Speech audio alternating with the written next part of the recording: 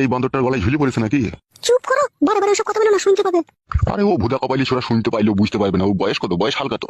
মা, ও মা, চিনির কৌটোটা কোথায় আছে? ওই দেখ মা, ওই একটা হারা রঙের কৌটো আছে, ওই কৌটোটাই আছে দেখি নিয়ে। এই শোনো, সন্ধ্যেবেলায় যেন চলে যাবো, আমি একাই থাকবো বাড়িতে। ঠিক আছে, আমি চলে যাবো, তুমি যাও, বেশি বকো না, যাও এখন। ঠিক আছে লাউড়া, আমি চললাম। কে রে বান্দর মুখো ছোড়া, শ্বশুর বাড়িতে হাফ বয়েল ডিম খেতেছিস নাকি? না না, শাশুড়ি মাকে নিয়ে যেতে হচ্ছে, আমাদের বাড়িতে বেড়াইতে যাবে। কি বললে? আমার শাশুড়ি মা আমাদের বাড়িতে বেড়াইতে যাবে গো, তাই বললাম। ভুদা কপালি ছোড়া, তো শাশুড়ি কি গান মাইতে তোদের বাড়িতে বেড়াতে যাবে বে? ও এখানে আছে ভালোই তো আছে বে। আমার শাশুড়ি আমাদের বাড়িতে বেড়াইতে যাবে, তো তোমার কি গাঁ পাইছে তা? হা গো, এ কি বলছি গো? তুমি চলে গেলে আমার কি হবে গো?